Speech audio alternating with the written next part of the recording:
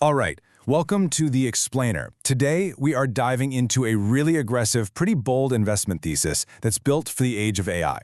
And this one, it totally challenges the old rules of safety and diversification. Let's get right into it. So this quote really sets the stage. The argument we're digging into is that the change coming from AI is just so massive, so fast, that it's forcing us to completely rethink, well, everything about our financial future. I mean, think about it. 100 years of progress crammed into just 10. The speed is almost impossible to wrap your head around. And that leads to this big question, right? It's the one that I think is creating a lot of anxiety out there. Has the window to really build wealth from AI already starting to close? Did we miss the boat? Are we too late to the party? Okay, so to even start to answer that, we've got to tear down what most of us think of as safe investing. And for decades, what has that been? Index funds, right? Specifically the S&P 500. But the argument here is that in this new AI-driven economy, that safety net, well, it might just be an illusion. Yeah, calling your index fund a trap is a pretty bold statement. But here's the thinking. Sure, you have a few huge winners in that fund that pull the average way up, but you're also forced to drag along hundreds of companies that are just treading water or worse. You're basically watering down your best ideas with a bunch of dead weight. And AI? It's about to make that dead weight a whole lot heavier. And look, this isn't just a theory. Check out the data behind it. Even before AI really hit its stride, almost a quarter, 22%, of the companies in the supposedly safe S&P 500 have actually lost money over the last 10 years. And it gets even crazier when you zoom out. If you look at all U.S. stocks going all the way back to 1926, over half of them, 51.6%, had negative lifetime returns. Let that sink in. The majority of companies that have ever been publicly traded lost investors' money over their lifetime. So what does that mean? It means the median lifetime return for any given U.S. stock is actually negative 7.4%.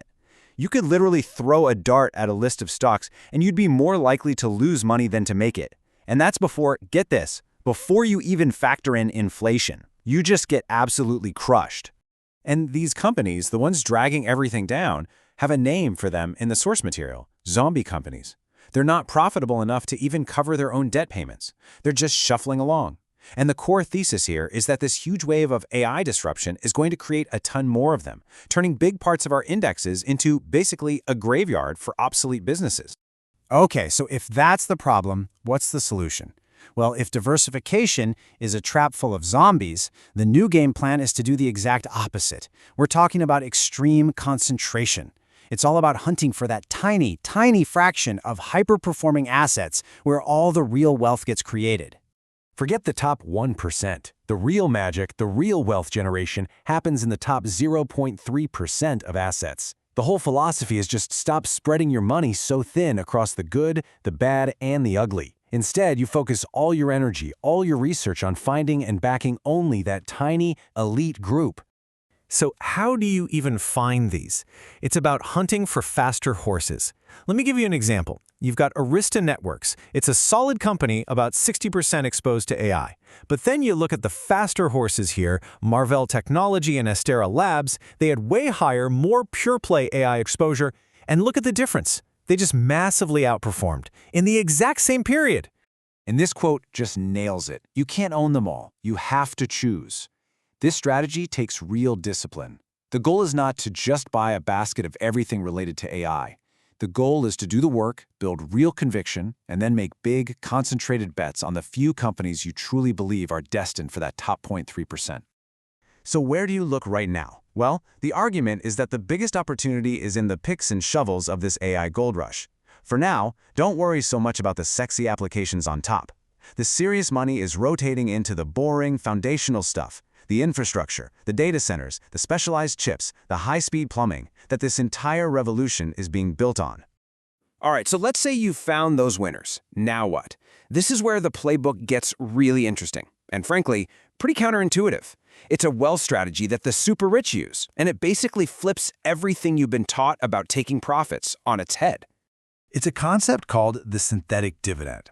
Here's the deal. Instead of selling your winning stocks to get cash to live on and getting hit with a huge tax bill, you use your growing portfolio as collateral, and you borrow against it at a really low interest rate. Let's break down how this actually works step by step. First, you've got to be holding a monster asset. something that's compounding at a really high rate. Step 2, you get a cheap loan against it, like a margin loan. Then, and this is key, you only borrow a tiny piece of its value each year, say 4% for your living expenses. What's the result? You get the cash you need to live, but you never actually sell the asset. And if you never sell, you never pay capital gains tax. So really, it all comes down to this one simple rule. You never, ever sell as long as your asset's growth rate is higher than the interest rate on your loan, plus the taxes you would have paid if you sold. That's it. You just let your winner keep on winning while you live off of some very smart, very cheap debt. And this really lays it all out, doesn't it? You've got two paths in front of you. There's the old playbook: diversify everywhere, buy the S&P 500, and sell your winners to get income. Or there's this new playbook: concentrate on the absolute best of the best, hunt for those faster horses, and then borrow against your winners to live, basically, tax efficiently. And we'll leave you with this final thought.